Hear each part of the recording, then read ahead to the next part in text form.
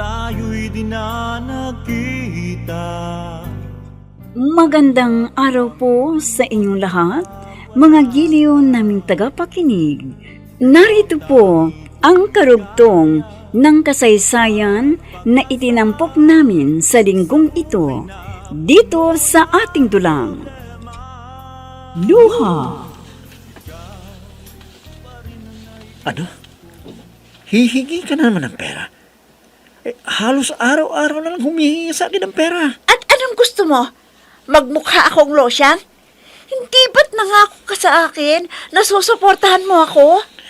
Oo nga, pero hindi naman araw-araw hihingi ka ng pera sa akin. Isa lang naman ang negosyo ko eh. Saan mo talaga ginagastos yung perang binibigay ko sa'yo? Ako naman ang nagbabayad ng apartment. Pagkain natin. Wala ka namang pinagkakagastos ng iba eh. Saan mo ba ginagastos yung perang binibigay ko sa'yo? Ganon. Hinahanap mo sa akin kung saan ko dinadala ang pera mo. Pinambibili ko ng makeup ko. Nagtataka lang kasi ako. Araw-araw, bumibili ka ng make-up mo. Sobra naman yan. Hindi ko man pinupulot ang pera na binibigay ko sa'yo. Ang lagay pala niyan, inasawa mo lang ako para gawing losyang, ganon. Hindi naman sa ganoon, Carla. Ang sa akin lang naman sana, matuto kang gamitin ang pera sa tama. Bakit? Hindi ba tama ang pinagkakagastusan ko ng pera mo? Nagsusugal ba ako para sabihin mong sa mali ko dinadala ang pera mo? Naninigarilyo ba ako? Umiinom ba ako ng alak? Sige, sabihin mong sama-sama ko dinadala ang pera mo. Marami nga dyan ang naninigarilyo ang kanilang mga asawa. Umiinom pa ng alak, pero pinapabayaan lang sila ng mga asawa nila. Samantalang ako, nasa damit at make-up ko lang ginagamit ang pera mo kung manumbat ka, wagas. Sabihin mo lang, kung hindi mo kayang ibigay ang luho ko, para alam ko nang gagawin ko. Hindi yung sinisita mo ako palagi, dahil natutulili na ang tenga ko sa'yo. Carla. Sige, sabihin mo kung anong gusto mo. Hiwalayin mo ako, sige, maghiwalay na tayo. Sweetheart, hindi ko naman sinasabing maghiwalay tayo. Alam mo, ikaw, pagdating sa passion, wala kang alam. Alam mo, hindi ka basta-basta magsusuot ng damit ng kung ano-ano lang. Kailangan may alam ka. Alam mo ang kulay na dapat mong iterno. Ha? Sa pantalon o blosa. Palibhasa, sasakyan lang ang kaharap mo araw-araw. Kaya wala kang kaalam-alam. Kwan, sige, tama na. Hindi ko nasisitin yung mga ginagawa mo o ginagastos mong pera. Huwag ka na magalit. Bumibili rin ako ng damit eh. Alangan namang nagme-make up ako pero luma ang mga damit ko, no? Wala, tama na. Huwag ka na. Huwag ka na magalit. Mabuti pa. Pumasok na tayo sa kwarto.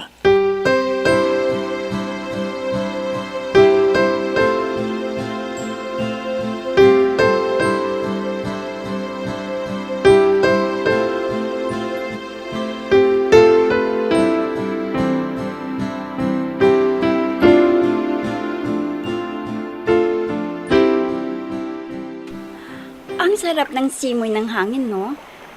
Napakatahimik. Nakakaakit sa mata ang bugso ng mga alon. Tama ka, Melba. Katulad ng bugso ng damdamin ko sa'yo na matagal ko nang inililihim. Fred? Mahal kita, Melba. Sana bigyan mo ng pansin ang damdamin ko sa'yo na matagal na akong umiibig. Handa akong maghintay kung kailan mo ako matututunang mahalin, Melba. Dahil mahal kita.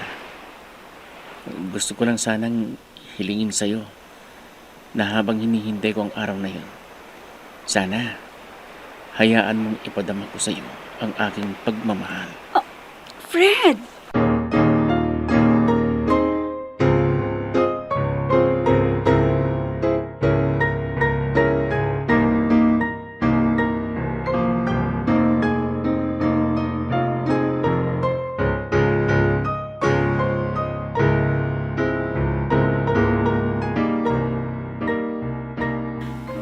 wala pa rin si Rudy hanggang ngayon.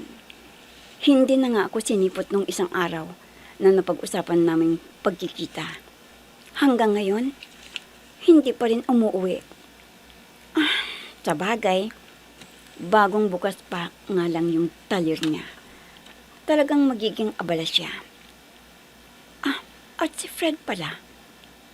Bakit kaya wala pa rin? Hindi naman nalilate yun eh.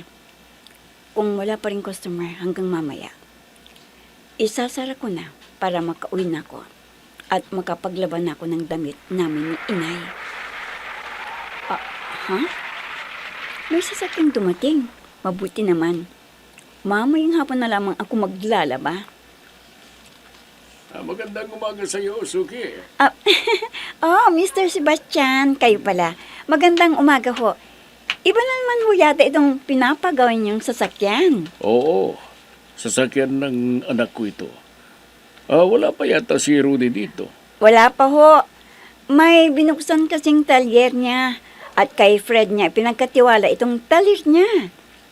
Kung gano'n dalawa kayo ni Fred na naririto sa talyer. Hindi ho. Kay Fred lang ho. Naririto lamang ho ako kasi wala pa si Fred eh. Ganun ba? Teka, ikaw, ano ba ang trabaho mo? Wala nga po eh. Kung gano'n, pwede kong maipagkatiwala sa iyo ang pagkakahadon sa grocery ko sa bayan. Ho? Ganito kasi yun. Dahil matanda na ako at balo na. At ang dalawa kong anak ay nasa ibang bansa at doon na sila nakatira. Naisip kong magpatayo ng tindahan para may pagkakaabalahan ako. At nito lang nakarang linggo nagbukas na ang grocery store ko. Kaso biglang tumawag ang anak ko. Gusto niya akong dalhin sa bansang kinaroonan niya para daw makasama ako. Siyempre, matagal ding panahong hindi ko nakasama ang mga anak ko, kaya pumayag ako. At ito nga, problema ko kung kanino ko iiwan ng grocery. Siyempre, ayoko namang iwanan yun sa kung sino-sino lang. At dahil ikaw matagal ko nang kakilala, kaya sa'yo ko na iaalok ang pamamahala ng grocery. At yan ay kung gusto mo. Oo naman po. Sino naman pong aayaw sa iniaalok ninyo? Sige po, tinatanggap ko po at nagpapasalamat po ako sa pagtitiwala ninyo sa akin.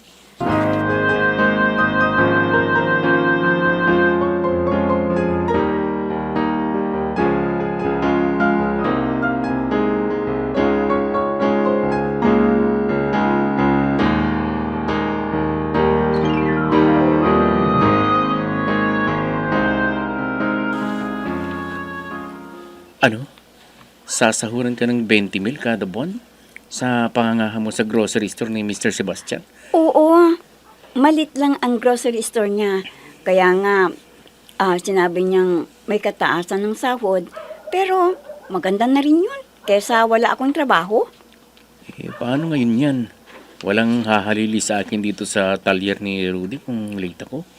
Paano naman ako kung mananatili akong walang trabaho? May mga kailangan din akong bilhin dahil alam mo naman ang mga kapatid ko sa ibang bansa. Si Inay ang pinapriority nilang padala ng pera dahil may kanya-kanya na rin silang pamilya. Sige na, pinapayagan na kitang magtrabaho sa grocery ni Mr. Sebastian. Pinapayagan? Tingnan mo ang lalaking ito kung makapagsalita parang nobya na niya ako. Bakit? Hindi pa ba? Ewan ko nga sa'yo. Ang mabuti pa, iiwanan na kita dito sa talyer para makauwi na ako at nang maibalita ko rin kay Inay na may trabaho na ako.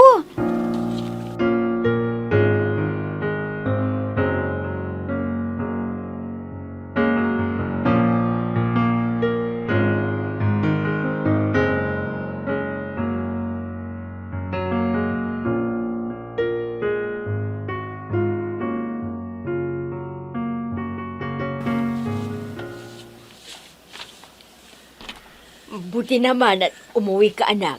Kumusta ka na ba? Okay lang naman ho ako, inay. Eh, yung pagsasama ninyong dalawa ng Carla na yon, mabuti ba naman ba? Inay, umuwi ako dito para makapagpahinga. Eh, bakit? Hindi ka ba nakakapagpahinga sa tirahan nyo ng babaeng yon? Si Melba, ano ba talaga ang plano mo sa relasyon ninyong dalawa? Abay, naririto naman siya kahapon. At tinatanong ka. Inay, mamayo na tayo mag-usap. Gusto ko lang magpahinga. Inay Adeling! Inay Adeling! Nako, si Melba, nakita yata ang pagdating mo. Bumangon ka na muna dyan at harapin mo siya.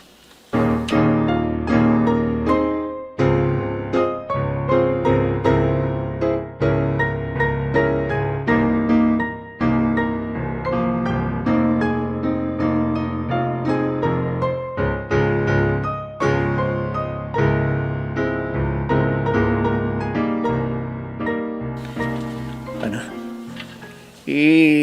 Sasara ko ang binuksang kuntalyan. Ano ka ba naman, Melba? May mumungkahi ka nga. Palpak naman. Ito na yung inayawan ko sa babaeng ito eh. Hindi nag-iisip. Anong mali sa sinabi ko? May talyer ka nga dito. Ipag-isa mo na lamang ang atensyon mo sa talyer mo dito. Para naman may panahon ka sa akin. Naririto naman si Frida. Wala namang problema rito eh. Kaya bakit ako babalik dito? Ngayong maganda naman kita ng 2 talyer.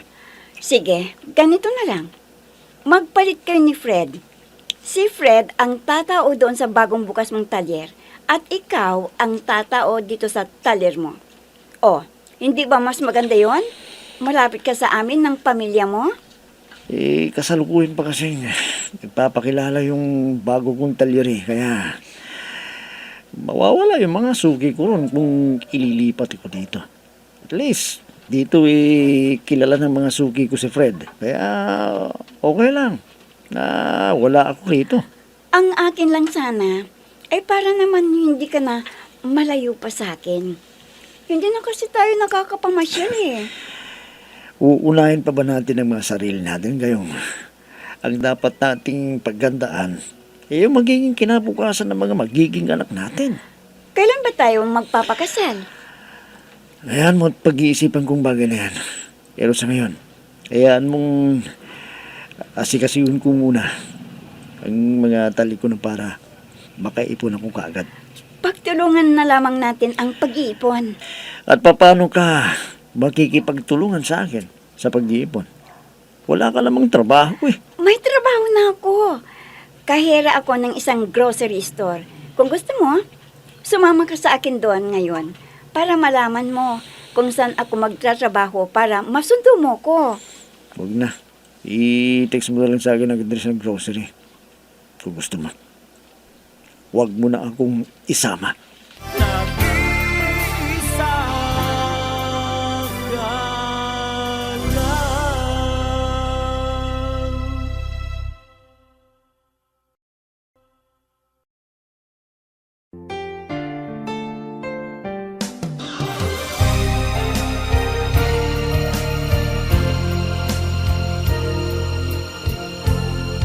Magmula nang tayo'y di na nagkita, nadama ko ang Pambihirang Karlian, oh.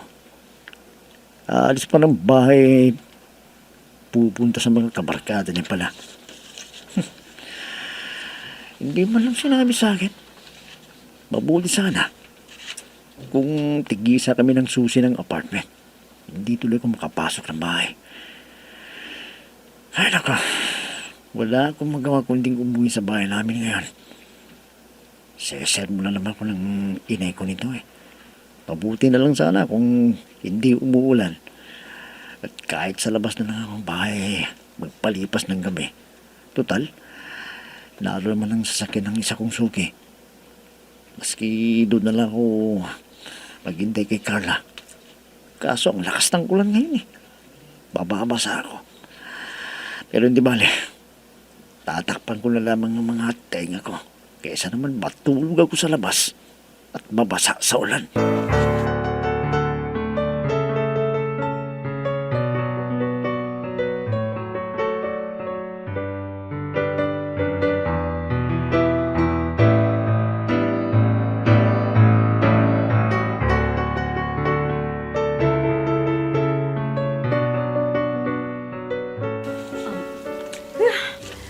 na pawis ako. Kahit na ang lakas ng ulan mainit pa rin. Paano kasi? Naririto ako sa bodega ng grocery. Inaayos ang mga stocks. Hindi bali. Sandali lamang ito at makatapos na rin ako. Nagre-ring ang cellphone ko. Si Fred siguro ito. Mangungumusta na naman sa akin. Si Rudy pala. Hello, sweetheart! Sweetheart, nasaan ka ba? Naririto pa rin ako sa trabaho ko sa grocery. Hindi ka pa ba uwi? Uwi na rin. Kaso ang lakas ng ulan kaya pinapahinto ko muna. Habang pinapahinto ko inaayos ko ang mga stocks nitong grocery. Heto nga't, pawis na ako Pauwi ako dyan sa atin Talaga? Uwi ka sa bahay niyo ngayon? Nasaan ka na ngayon? Narito nga ako sa parada ng tricycle ng barangay natin, kaso wala nang tricycle Sa nakasiguro ng ulan, kaya ayaw nang mamasada yung mga tricycle driver dito. Baka pwedeng sundin mo ako. Sabi na tayong umuwi. Oo, sige sweetheart. Hintayin mo na lang ako at lalabas na din ako para makatawag ako ng tricycle.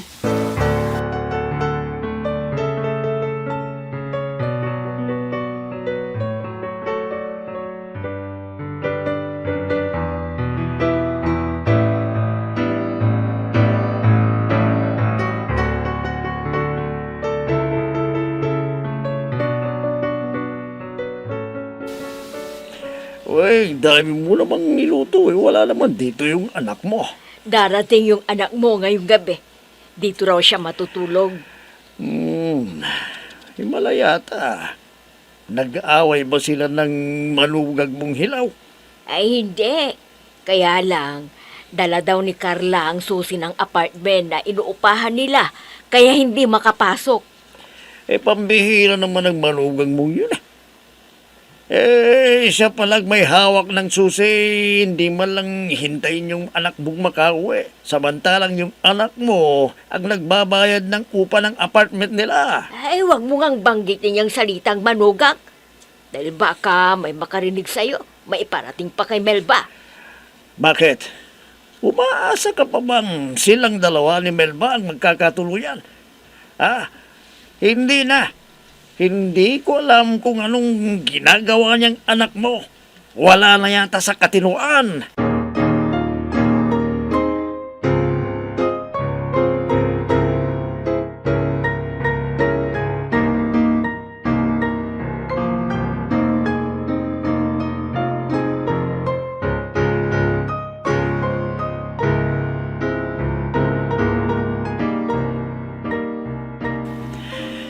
Ay, nako, salamat naman.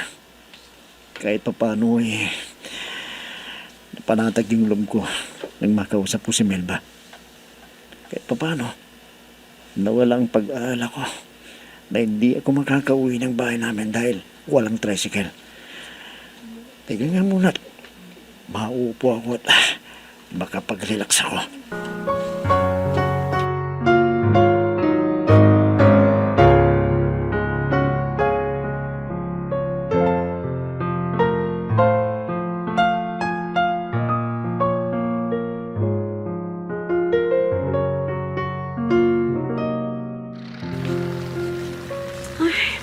Ang lakas-lakas pa rin ng ulan. Baka naman ang kalsada. Ay, basang-basa na ang suot ko. Kung hindi lang talaga dahil kay Rudy hindi pa ako lalabas ng grocery. Kaya lang, kawawa naman si Rudy kung mag-isa doon sa paradahan ng tricycle. Paano na ba ito? Basang-basa na ako kung hindi lang kita talaga mahal, Rudy, hindi ko hayaang mabasa ko.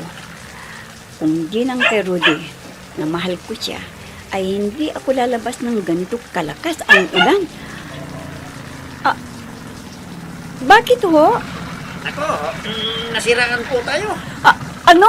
Nasira. Nasiraan ang tricycle? Paano ngayon ito? Paano ko masusundo si Rudy? Paano?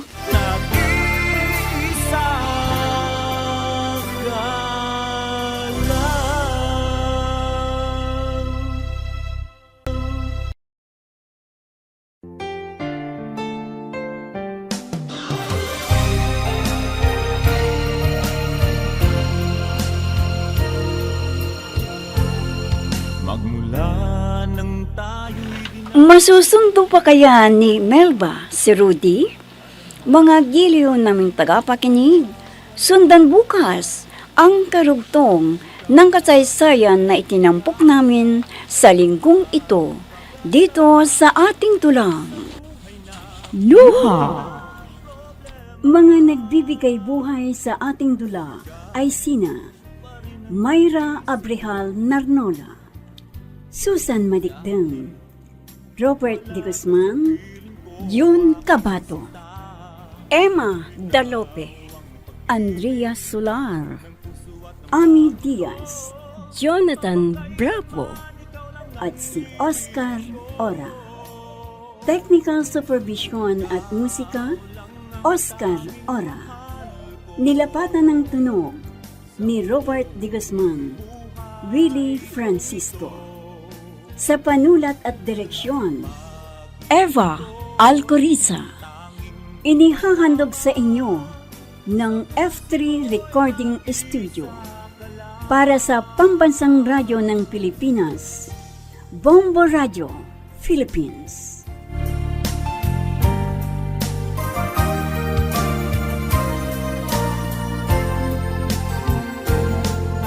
Ang alaala nating di malilimutan, kay sarap ng ating suyuan.